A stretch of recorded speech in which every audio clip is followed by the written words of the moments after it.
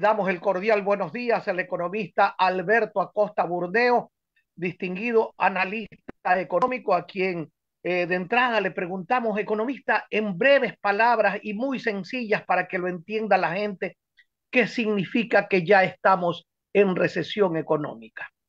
A ver, aquí hay que aclarar, aquí ha habido una mala interpretación por parte de la prensa no especializada de lo que dice el Banco Central. No estamos en recesión. Eso es lo que nos dicen las cifras del Banco Central. ¿Recesión qué es? Recesión es 2 trimestres consecutivos de contracción económica. El Ecuador, si vemos las cifras del Banco Central, vemos que el primer trimestre de este año la economía se expandió 3,5% en relación al trimestre anterior. Entonces, no estamos en recesión. Ahora, ¿el Ecuador estuvo en recesión? Sí, sí estuvo en recesión. El año pasado estuvo en recesión porque el año pasado tuvo 2 trimestres consecutivos de contracción. El tercero y cuarto trimestre del año pasado la economía se contrajo. Pero la noticia debería ser, en este primer trimestre de este año, terminó la recesión técnica, porque el primer trimestre de este año la economía se expandió. Ahora, entonces, ¿a qué viene cuando el Banco Central habla de etapa de recesión? Porque dice, estamos en etapa de recesión, que eso no significa estamos en recesión, es algo muy distinto. Lo que hace el informe del Banco Central es analizar el ciclo económico. Hay etapas del ciclo que son de aceleración, cuando la economía crece por encima de su potencial, y hay etapas de desaceleración cuando crece por debajo de su potencial. Entonces, cuando el Banco Central habla de etapa de recesión, lo que quiere referirse es que estamos creciendo por debajo del potencial, que estamos en una etapa de crecimiento más lento. Pero recesión es otra cosa muy distinta. Recesión es contracción por 2 trimestres, algo que no tenemos en la actualidad porque la economía se expandió 3,5% el primer trimestre de este año. Entonces, resumiendo lo que he dicho, ¿estamos en recesión? No, no estamos en recesión. ¿Estamos en etapa recesiva o etapa de recesión? Eso significa estamos en la parte baja del ciclo. La economía está creciendo más lento, pero al final del día está creciendo. Estamos hablando de crecimiento. Entonces, no es lo mismo que el concepto de recesión. Aclárame, economista Burdeo, a mí que soy neófito en la materia, escuché que recesión produce gran inflación. ¿Es cierto aquello? No, todo lo contrario. Normalmente recesión más bien produce caída de precios, produce debilidad en los precios cuando hay una recesión. Pero eso depende de las circunstancias, porque puede haber también una recesión con inflación, que se llama la estanflación. Es decir, y esto claro, no en el Ecuador, porque en el Ecuador afortunadamente ya los políticos no tienen la maquinita de imprimir billetes, pero en los países donde sí tienen maquinita de imprimir billetes puede llegar a producirse una inflación fuerte con una economía recesiva. También podría producirse la estanflación, pero lo normal es más bien lo contrario, que los precios se debiliten cuando hay una recesión. Economista Acosta, cuando un país como el nuestro está dolarizado y hasta las exportaciones comienzan a fluctuar hacia abajo, ¿qué es lo que está pasando? ¿Se acelera el riesgo de salir de la dolarización o este riesgo no existe? Bueno, es que la realidad es que no, las exportaciones no están fluctuando hacia abajo. Más bien, ¿por qué creció el primer trimestre de la economía? Y la economía creció por las exportaciones. De eso yo le decía, la economía el primer trimestre creció 3,5% en relación al trimestre anterior. ¿Y qué justifica ese 3,5? De 3,5, 3 puntos porcentuales corresponden a exportaciones. Las exportaciones son las que justificaron esa expansión del primer trimestre. ¿Y qué tipo de exportaciones puntualmente? Muy fuertemente estuvo el petróleo. El volumen de petróleo exportado subió significativamente el primer trimestre del año, comparado con lo que había sido en el mismo trimestre del año anterior o un trimestre inmediato anterior. La producción petrolera ha tenido muchas interrupciones, ha tenido problemas con los oleoductos. El primer trimestre hubo una recuperación y eso permitió esta expansión de la economía el primer trimestre, que al final del día está justificada principalmente por la fortaleza en las exportaciones. Escuché a bueno, lo vi ya en nuestro principal, le vamos a dar paso inmediatamente al ingeniero Andrés Mendoza y Paladines. Muy buenos días, Andrés. Continúe con el diálogo. Muy buenos días, mi querido Julio. Muy amable en este miércoles 24 de julio, como bien manifestábamos, fecha en que se conmemora un onomástico más de el libertador Simón Bolívar, de padre de la patria de 5 naciones. Eso queríamos no dejar también de ratificar lo ya mencionado. Y lógicamente contentos de tenerlo aquí con nosotros a un especialista, un profesional y además, sobre todo, un profesional muy serio, ecuánime, como es el economista Alberto Acosta Burneo. Respecto a lo que estaban hablando, yo sacaría la conclusión de que nos estamos adelantando, o no, quizás no es la palabra, que muchos se están adelantando a decir de que estamos en una recesión cuando todavía no es algo que se puede oficialmente manifestar, mientras exista signos de que hay un crecimiento económico, Alberto, ¿es así o no?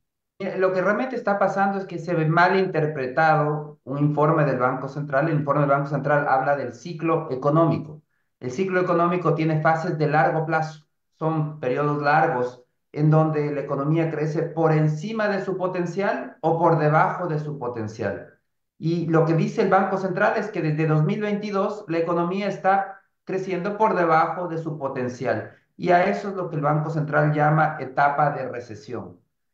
eh, por un lado, por un desconocimiento, porque es un tema específico, técnico, que no es de conocimiento de todo el mundo, entonces hay cierta prensa por desconocimiento ha malinterpretado el informe del Banco Central como diciendo el Banco Central dice que estamos en recesión. No, el Banco Central en ningún momento ha dicho que estamos en recesión porque no estamos en recesión. Lo que dijo el Banco Central es que estamos en la etapa de bajo crecimiento, a la que llama etapa de recesión, que empezó en 2022. Entonces, son cosas muy distintas, totalmente distintas. Y vemos que este problema de comunicación del Banco Central, que fue malinterpretado por la prensa no especializada especialmente, lo que termina provocando es siendo muy útil por motivos políticos. No podemos olvidar que estamos a las puertas de las elecciones y entonces vienen grupos políticos que se abanderan del colapso de la economía, del fin del mundo, de que el país está acabándose, pero están ignorando lo que dicen las cifras del Banco Central. ¿Dónde escondemos las cifras del Banco Central que están hablando de una expansión de 3,5% el primer trimestre? No las podemos esconder, ahí están. O de la situación del empleo, que a pesar de que la situación del empleo sigue siendo complicada, en el dato más reciente tenemos una expansión, una creación de alrededor de 180.000 empleos. Entonces, hay que tomar las cifras. Esto no significa de ninguna manera decir que la economía está bollante. El Ecuador está lejos de ser bollante, si el Banco Central lo está corroborando. Estamos en la etapa de bajo crecimiento, en la etapa del ciclo económico cuando se crece por debajo del potencial. Además, como les decía, el año pasado sí hubo recesión, los 2 últimos trimestres, y el PIB al primer trimestre de este año todavía es 0,3% por debajo de lo que fue en el segundo trimestre del año anterior. Es decir, todavía tenemos una economía más pequeña que lo que fue en el año anterior, en segundo trimestre. Entonces, hay grandes desafíos, por supuesto, y la economía no está en una situación bollante. Pero eso es muy distinto a querer ignorar los datos y decir estamos en una recesión, que significa estamos con 2 trimestres consecutivos de contracción. No hay tal, la economía se expandió en el primer trimestre de este año 3,5%. Entonces, ¿cuál? Porque tú sabes que a nosotros siempre nos gusta aquí en este país, y más aún a nivel de medios, decir en cuál es el estado entonces de la situación del Ecuador, económicamente hablando en estos momentos, estimado Alberto. Bueno, es una situación donde la economía está recuperándose, pero tiene un crecimiento bajo. Es decir, seguimos en esa etapa de crecimiento por debajo del potencial. Y por eso es que es tan importante preguntarnos cómo acelerar el crecimiento económico. Y ya hay algunos por ahí que dicen, es que necesitamos más inversión pública. Absolutamente falso, porque el fisco no tiene recursos y hay que estar muy claros que la otra cara de la medalla de la inversión pública son los impuestos. ¿Con qué se financia la inversión pública? Pues con impuestos. Si se la financia con deuda, ¿con qué se paga la deuda? Con impuestos. Entonces, para poder hacer inversión pública y supuestamente dinamizar la economía, hay que quitarle dinero al sector productivo, a las familias, lo cual genera una contracción en la economía. Entonces, ese supuesto efecto beneficioso de la inversión pública es solo mirar una cara de la medalla, olvidándose la segunda cara de la medalla, que es todos los costos que tiene elevar impuestos aún más para seguir financiando inversión pública. Entonces, la respuesta es cómo acelerar el crecimiento económico con inversión privada. ¿Y cómo hacerlo de manera inmediata? Bueno, hay sectores, particularmente los mal llamados sectores estratégicos, en donde se crearon esos monopolios estatales, donde se bloqueó la inversión privada, donde hay interesados en invertir, pero no se lo permite. Entonces, el gobierno puede de manera inmediata modificar las normativas para abrir la puerta a la inversión, igual que hizo con los decretos para masificar el uso del gas en el país. También tiene que hacerlo en otros sectores que son importantes, que se llaman sectores estratégicos, que son en petróleo, en minería y en electricidad. En estos tres sectores, si el gobierno logra a través de nueva normativa abrir la puerta a la inversión privada, vamos a ver cómo va a poder acelerar la inversión de manera muy rápida, inversión privada con capitales privados que no dependen de las cuentas fiscales ni están afectados por la crisis fiscal y que van a poder tener un efecto inmediato en expansión de empleo y de actividad económica. Las 8 de la mañana con 47 minutos, 8 con 47. Hoy le cuento, don Julio, que nuestro compañero, amigo Alcides Montilla está haciéndose unos exámenes que le mandaron ayer en laboratorio y ya debe estar luego de hacerse los exámenes que tienen que ser en ayunas, llevado por supuesto por doña Sonia y bien cuidado por doña Sonia para que él pueda ya luego reintegrarse al programa. Nada pero de manera cuando le mandan a uno exámenes hay que hacérselo, Julito. Adelante, don Julio Así es, Ayala. mi querido Andrés, son los signos de la edad. En esta edad hay que andarse cuidando, hay que andarse haciendo los chequeos médicos porque cuando no duele la uña, duele el pelo.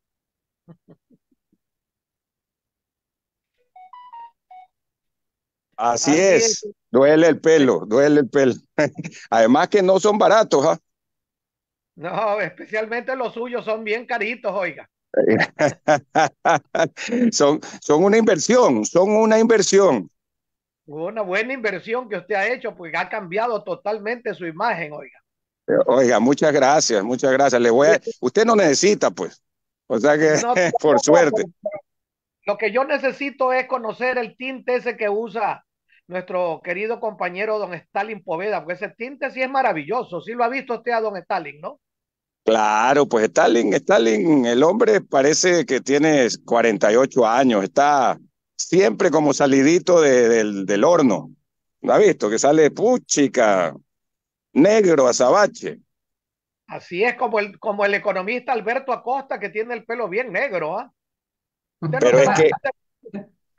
es que él es rubio originalmente, pero creo que se pone gel, ¿no? Creo que se pone gel.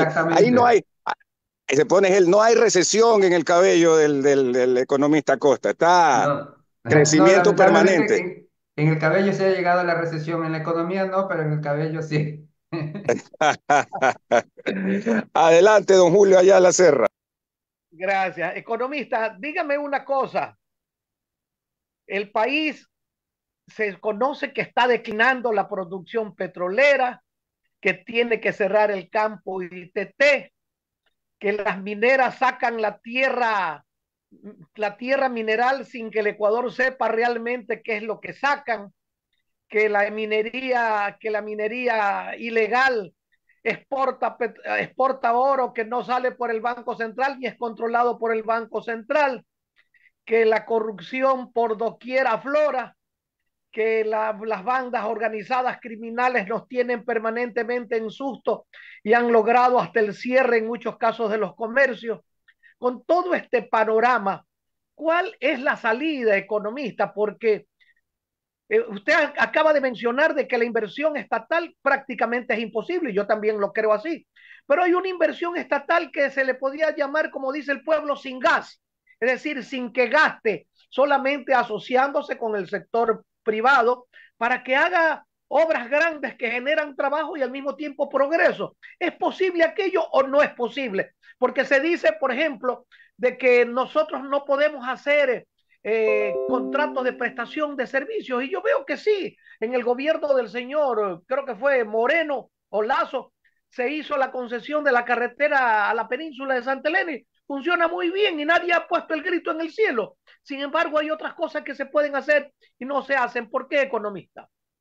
Bueno, definitivamente que no se puede negar que en el país hay muchos temas que hay que solucionar y hay que irlos enfrentando uno a uno, con valentía. Hay que ir solucionando esos problemas. Lo peor que podemos hacer es decir todo está mal y entrar en una situación de desesperación. Tenemos que enfrentar los problemas con optimismo y con visión. Hay que seguir avanzando en esas correcciones. Yo creo que en estos meses se han dado avances importantes, como por ejemplo es tener una ley de zonas francas, un tema positivo. El resultado no lo vamos a ver de la noche a la mañana, eso toma años, probablemente lo veamos de aquí en 5 a 10 años, pero es que los temas, los cambios estructurales, los temas de fondo, hay que hacerlos hoy para tener resultados en el mediano y largo plazo. Muy positivo seguir abriendo mercados, el acuerdo con China, por ejemplo, es un acuerdo fundamental para el país y los resultados tampoco los vamos a ver este año, los vamos a ver de aquí a 5 años o más, porque hay que hacer todas esas inversiones para poder aprovechar de esos acuerdos.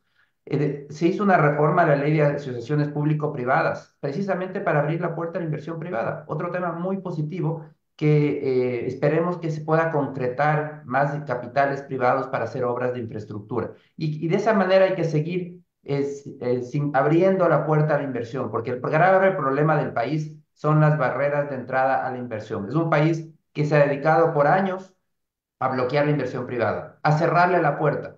Y el resultado es lo que tenemos a la vista, un crecimiento lento, una economía que no logra generar oportunidades para todos sus ciudadanos. Entonces, la solución ahora es seguir abriendo, seguir combatiendo y eliminando todas esas barreras a la inversión. Este país tiene que transformarse en un país atractivo para invertir. Que los inversionistas eventualmente digan en la región, ¿dónde voy a invertir? Pues en Ecuador, ¿en dónde más? Eso es lo que tiene que ser nuestro objetivo. Y eso hay que seguirlo trabajando, eliminando todas esas barreras que todavía existen para la inversión privada. Porque, por ejemplo, hablamos de las carreteras, hay que dar mantenimiento. Las concesiones es un excelente mecanismo para dar mantenimiento y no solo mantenimiento, para ampliar carreteras, para mejorar la infraestructura. A pesar de que el Estado no tiene recursos, eso no es un problema. Con una concesión precisamente sirve porque el Estado no tiene recursos, se puede hacer con capitales privados. Y eso tenemos que hacerlo en infinidad de áreas, para construir un hospital, para construir un puente, para una hidroeléctrica. Tenemos que abrir la puerta a la inversión privada de manera definitiva y entender lo que entendieron hace muchísimos años los mismos comunistas chinos. Yo creo que podemos aprender muchísimo de los comunistas chinos. Había un líder comunista chino que decía, no importa que el gato sea negro o que sea blanco, lo importante es que case ratones. En el caso del Ecuador tenemos que aprender lo mismo. No importa si la inversión es pública, es privada, es mixta. Lo importante es que haya inversión. Esa es la única manera de hacer crecer una economía, de generar oportunidades y de salir del subdesarrollo. Economista, pero hay un tema, yo estoy muy de acuerdo con lo que usted expresa, pero hay unos temas que a mí me ponen los pelos de punta. En el gobierno pasado, en el gobierno del señor Lazo, y usted seguramente lo recuerda, y en el gobierno del señor Moreno, para esta misma época, para las fiestas de julio, en sesión solemne, se anunció, por ejemplo, la construcción del quinto puente, se anunció la explotación del gas del Golfo. Y mire cómo pasa el tiempo y sigue pasando. Y tenían listas las aperturas para las licitaciones. Y de un momento a otro se frenaron. ¿Qué es lo que frena esto, economista? ¿Qué es lo que pasa? Centralismo, exceso de burocracia, mala fe, intereses económicos. ¿Qué es lo que frena esto, economista? Bueno, yo creo que lo ha mencionado muy correctamente, son todos los temas anteriores. Hay, por supuesto, centralismo, hay intereses de por medio, hay quienes no les interesa que las cosas sucedan porque se ven beneficiados. También hay problemas por el lado de la toma de decisiones del sector público. Si usted quiere tener una larga carrera burocrática, lo mejor es que haga poco, porque así no arriesga su pellejo, no se arriesga a una objeción de Contraloría, no se arriesga a equivocarse. El que no hace nada no se equivoca. Entonces, lamentablemente, esa es una condición que existe en el sector público y entonces se dan la vuelta con papeleos, trámites, posponiendo la decisión. hasta que es inevitable o hasta que hay una decisión superior cuando dice esto va porque va.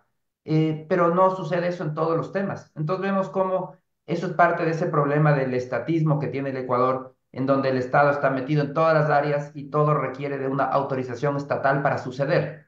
Pero todos los incentivos dentro del Estado están hechos para que no se tomen decisiones y se terminan deteniendo estas decisiones que son tan urgentes y tan necesarias.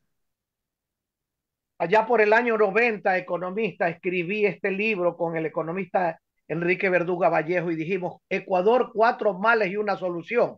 Y aquí están los males, uno de esos acaba de mencionar usted, el estatismo, la burocracia, el centralismo y el estatismo, la burocracia centralista, porque hay burocracia, pero que no es centralista, pero hay burocracia centralista. Ante todos esos males, economistas, el país, lamentablemente, como usted lo dice, necesita de alguien que tenga la interesa para imponerse y hacer que estas cosas funcionen. Don Andrés Mendoza y Paladines, continúe con el diálogo. Las 8 de la mañana con 57 minutos. Sabemos que el economista.